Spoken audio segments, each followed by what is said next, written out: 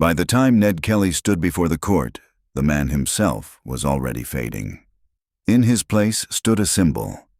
The trial of Edward Kelly was never just about murder. It was about order, authority, and a colony struggling to decide who it belonged to. Kelly was charged with the killing of Constable Thomas Lonigan at Stringybark Creek. Under colonial law, the charge carried only one possible outcome: death. The proceedings moved quickly. Some would later say too quickly. Kelly was represented by counsel, but the outcome was never truly in doubt. The Crown's case rested on testimony from the sole surviving officer, evidence gathered during the manhunt, and the undeniable fact that Kelly had lived for years in open defiance of the law. Yet even during the trial, something unusual was happening outside the courtroom. Public opinion was splitting. For some, Kelly was a cold-blooded killer who had crossed a line that could never be uncrossed. A man who shot police officers and laughed at the law.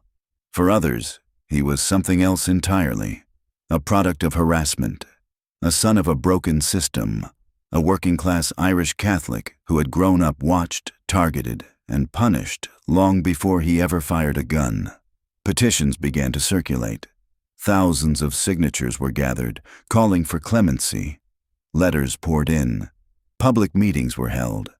Editorials argued not for Kelly's innocence, but for mercy. The government refused. When the verdict was read, Kelly did not protest. He did not beg. He listened, and when the judge pronounced the sentence, Kelly responded with a line that would follow him into history. "I will see you there, where I go." Whether those exact words were spoken as recorded remains uncertain. But the sentiment was unmistakable. Kelly believed the law itself was on trial. In the weeks before his execution, Kelly was held in Melbourne jail. He was visited by clergy.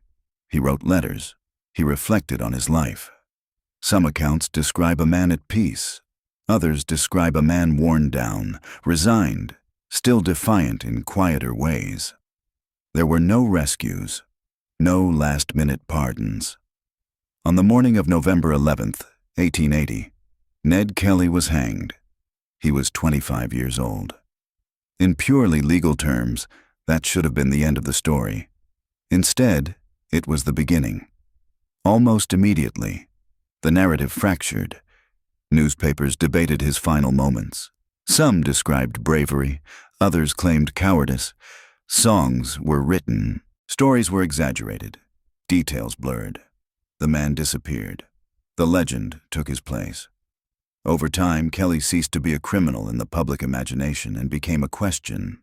Was he a murderer, a rebel, a victim of colonial injustice, a folk hero who stood against an oppressive system, or simply a violent man shaped by violence? The truth resists simplification. Kelly did kill. That is fact. Kelly also lived in a society where Irish Catholics were disproportionately policed, where poverty was criminalized, and where bushrangers emerged not from myth, but from desperation. History does not absolve him, nor does it erase the conditions that made him. What transformed Ned Kelly into a legend was not his armor, or even his defiance.